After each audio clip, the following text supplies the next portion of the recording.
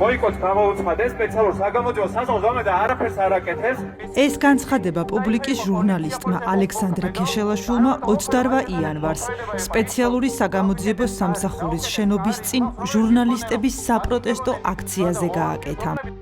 ამ დროს ზუსტად 2 თვე იყო გასული რუსთაველზე პროევროპული აქციის გაშუქების დროს მასზე სპეცრაზმელების მიერ განხორციელებული თავდასხმიდან. შსს თანამშრომლებისგან ცემის შედეგად ჟურნალისტმა სახესა და თავის არეში მრავლობითი დაზიანებები მიიღო. გაუტყდა ცხვირი, რის გამოც ოპერაცია ჩაუტარდა.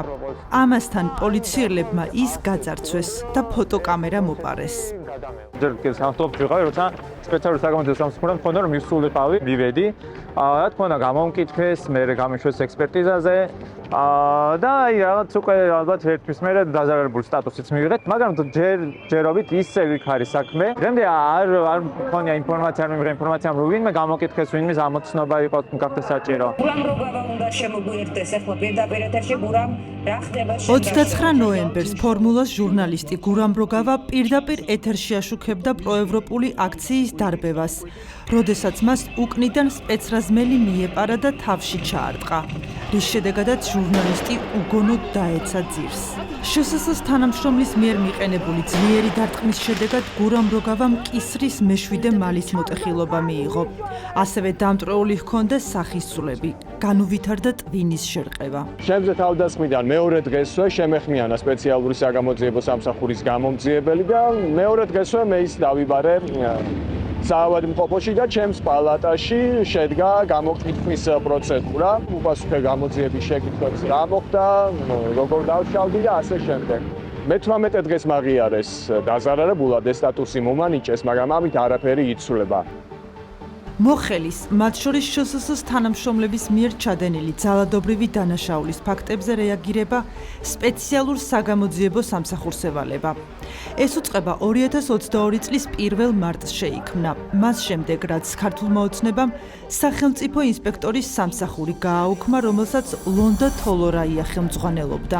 არაფერს აკეთებთ გარდა იმისა, რომ დაანგრიოთ სახელმწიფო ინსტიტუტები. არასამთავრობო ორგანიზაციებისა და ოპოზიციის წარმომადგენლები ამ გადაწყვეტილებას აპროტესტებდნენ, რადგან მიიჩნევდნენ, რომ ოცნება ამით სახელმწიფო ინსპექტორის სამსახურსა და მის ხელმძღვანელს სჯიდა, რომელმაც არაერთ გახმაურებულ საქმეზე ამხილა დანაშაულებსა და გადაცდომებში ოცნების ხელისუფლების წარმომადგენლები.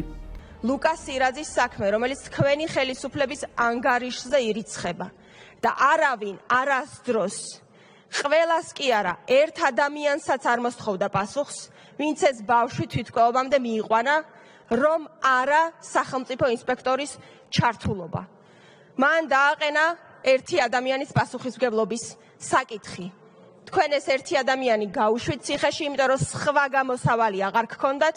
კიდევ ერთი საშინელება, რაც ინსპექტორმა გამოამჟღავნა და გამოიტანა დღის სინათლეზე, იყო თქვენი საამაყო იუსტიციის მინისტრის. აი იმ ადამიანმა ომბუდსმენის წარმომადგენელი ციხეში პატიმარს რომ ელაპარაკებოდა, ეს რომ ჩაწერეთ უკანონოდ, ამაზე ამოიღო ხმა და მეტიც დააჯარიმა იუსტიციის სამინისტრო. მოგაწოდოთ ინფორმაცია სახელმწიფო ინსპექტორის. ლონდა თოლორაია სახელმწიფო მოხელეების საქმეების ეფექტურად გამოძიებისთვის საკანონმდებლო ცვლილებებს ითხოვდა, რომელიც მეტ დამოუკიდებლობას მიანიჭებდა სახელმწიფო ინსპექტორის სამსახურს და გაათავისუფლებდა საპროკურორო ზედამხედველობისგან. ამის სანაცვლოდ კი პარლამენტმა მისი სამსახურის საერთოდ გააუქმა. სპეციალური საგამოძიებო სამსახურის უფროსად კი დაინიშნა კარლო კაციტაძე, რომელიც 2007 წლიდან პროკურატურაში მუშაობდა. 2019 წლიდან კი გენერალურ პროკურატურაში სახელმწიფო ინსპექტორის სამსახურში გამოძიების საპროცესო ხელმძღვანელობის დეპარტამენტის უფროსი იყო. მე დარწმუნებული ვარ, რომ არც ერთი პოლიციელი ამ საგამოძიებო სამსახურის თხოვნის საფუძველზე გამოსაკითხად დღეს იქ არ მივა, იმიტომ რომ მე როცა იქ ვიყავი, ჩვენ მქონდა ეს პრობლემები სამწუხაროდ და სხვათა შორის მაშინ ამ სამსახურის ხელმძღვანელი იყო ჩვენი ზედამხედველი პროკურორი და ჩვენ რო ვთხოვდით, რომ ეს პოლიციელები მოდით იძულებით წავიყვანოთ სასამართლოში, პირადად იყო წინააღმდეგი, რომ პოლიციელები იძულების წესით წაგვიყვანა სასამართლოში. კოკა კაციტაძე იყო თქვენი ზედამხედველი პროკურორი? კი, ჩვენი ზედამხედველი პროკურორი იყო ამ სამსახურის ახლანდელი ხელმძღვანელი. რომლისგანაც ამ სამსახურს არანაირი მხარდაჭერა, როდესაც ჩვენ გვექნებოდა ბარიერები სამართალდამცავი ორგანოების თანამშრომელთა მხრიდან ჩადენილი დანაშაულების გამოძიების პროცესში, მტკიცებულებების მოპოვება იქნებოდა ეს თუ ასე შემდგომ, ჩვენ არანაირი მხარდაჭერა მისგან არ გვქონდა, პირდაპირ შემიძლია ეს ვთქვა და მან ეს ძალიან კარგად იცის. თქვენ ხართ გემოწყების ხელმძღვანელი, რომელსაც ევალება დამოუკიდებლობა და ჩაგვეწერები სამსახურში მობრძანდით, რა საკითხზე გინდათ? დაკავშირებით ჟურნალისტებს. ხო და გაგცემ პასუხს ყველაფერს. ჟურნალისტებზე მოძალადე პოლიციელების დასჯასთან დაკავშირებით. კოკა კაციტაძემ დაპირების მიუხედავად ინტერვიუ არ მოგცა. სპეციალურმა საგამოძიებო სამსახურმა წერილობით პასუხში ლონდა თოლორაიას ბრალდება უარყო და მოგუწერა, რომ სახელმწიფო ინსპექტორის სამსახურს კოკა კაციტაძისთვის ოფიციალურად არ უთხოვია პოლიციელების სასამართლოში იძულების წესით გამოკითხვა. თუმცა თოლორაიას თქმით, ოფიციალურ მიმართვას კანონი არ ითვალისწინებდა. სპეციალური საგამოძიებო სამსახურის ინფორმაციით 2024 წლის ნოემბერსა და დეკემბერში საპროტესტო აქციის მონაწილეთა მიმართ განხორციელებული სამსახურებრივი უფლებამოსილების ძალადობით გადამეტებისა და ჟურნალისტების პროფესიულ საქმიანობაში უკანონო ხელშეშლის ფაქტებზე დაწყებული გამოძიების ფარგლებში გამოკითხულია 526 პირი, მათ შორის 51 ჟურნალისტი და სამართალდამცავი ორგანოს 180 თანამშრომელი. დაზარალებული სტატუსი მინიჭებული აქვს 88 პირს. თუმცა არც ერთი დამნაშავე არ არის გამოვლენილი. საგამოძიებო სამსახურის ცნობით, ისინი დეტალურად სწავლობენ საპროტესტო აქციის გამართვის ადგილსა და მიმდებარე ქუჩებზე დამონტაჟებული სამეთვალყურეო ვიდეოკამერების, ასევე სხვა წყაროებიდან მოპოვებულ ჩანაწერებს, რომელთა ჯამური ხანგრძლივობა მათივე თქმით 2000 საათს აღემატება. რუსთაველის გამზირზე იქ, სადაც მე სპეცრაზმელი თავს დამესხა, უამრავი საფოთოლო კამერაა, მე ვიყავი მისული და მაინტერესდა და ვერ დავთვალე. აი რაღაცა ვერ აღწერე იმდენია. დაზარალებული ჟურნალისტის თქმით, მის საქმეში 112-ის კამერის არც ერთი ვიდეო ჩანაწერი არ არის. სპეციალურ საგამოძიებო სამსახურს პროკურატურისგან ჭირდება ნებართვა იმისთვის, რომ 112-დან ჩანაწერები გამოითხოვოს, ან სასამართლოში წარადგინოს მოწმე გამოსაკითხად, რომელიც ამაზე ნებაყოფლობით უარს აცხადებს. კანონის ამ ნორმებს პრობლემურად მიიჩნევს ვენეციის კომისია, რომელიც მიუთითებს, რომ პროკურატურას საქართველოში გააჩნია ზედმეტად ფართო უფლებამოსილებები, რასაც შეუძლია საფრთხე შეუქმნას სპეციალური საგამოძიებო სამსახურის დამოუკიდებლობასა და ეფექტიანობას. პროკურატურის გავლენის შემცირების ნაცვლად ქართულმა ოცნებამ სპეციალური საგამოძიებო სამსახურის უფროსად სწორედ სახელმწიფო ინსპექტორის სამსახურის ყოფილი ზედამხედველი პროკურორი შეარჩია. მე დარწმუნებული ვარ, რომ არანაირ ინფორმაციას მას არ აწვდის შინაგან საქმეთა სამინისტრო, ვინ დგას აი ამ რობოკოპების უკან. დარწმუნებული ვარ ამაში.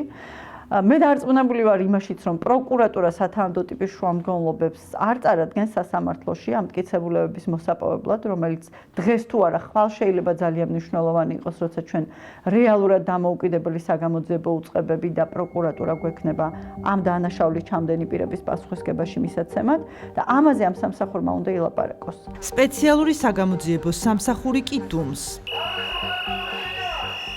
იანვარში ჟურნალისტებმა ზედიზედ 2 აქცია გამართეს საგამოძიებო სამსახურის შენობასთან და მოითხოვეს კარლო კაციტაძესთან შეხვედრა, რათა დაზარალებულ ჟურნალისტებს მათზე თავდასხმებზე გამოუძიებელ საქმეებზე მიიღოთ მისი განმარტება. თუმცა კაციტაძე ჟურნალისტებს დაემალა. მისმა უწყებამ ბათუმელები ნეტგაზეთის დამფუძნებელი, მზია ამაღლობელი დაზარალებულადაც კი არ ცნო. ბათუმის პოლიციის უფროსის მხრიდან მის მიმართ განხორციელებულ არასათანადო მოპყრობაზე, რაზეც ჟურნალისტმა საჩივრით მიმართა კაციტაძეს. ვიტყვი მეკეტერებით, რაც იქ მეკეთა, რომ უფრო კარგად გამოჩნდეს. აი დაახლოებით ალექსანდრე ქეშელაშვილს, რომელიც საგამოძიებო სამსახურისგან მასზე მოძალადე პოლიციელების დასჯას მოელოდა, იქეთ წაუყენეს ბრალი პოლიციის მოთხოვნისადმი დაუმორჩილებლობისა და წვრილმანი ხულიგნობის მუხლით. 17 მარტს მოსამართლე ნინო ენუქიძემ ალექსანდრე ქეშელაშვილი ამ საქმეში სამართალ დამრღვევად ცნო და სიტყვიერი შენიშვნა გამოუცხადა. მაგალითად ჩემ შემთხვევაში უკვე სამჯერ იყო ეს შემთხვევა, ხელის შეშლის შემთხვევა და უკვე დარწმენდა ეს ცემის შემთხვევა უკვე ნელ-ნელა უფრო და უფრო მძაფრდება და ყოველთვის რჩება დასაწყის ეტაპზევე. მიდიხარ, გამოკითხავენ, მაქსიმუმ დაზარალებული სტატუსი მოგცენ და იქ წყდება გამოძიება. ეს არის უკვე მესამე შემთხვევა ბოლო 2 წელიწადში. პირველი იყო 2023 წელს, მეორე 2024 წელს გაზაფხულით და არაფერი ჯერჯერობით არ მომხდარა, არაფერი არც ერთ შემთხვევას რეაგირება არ მოხდა, არა.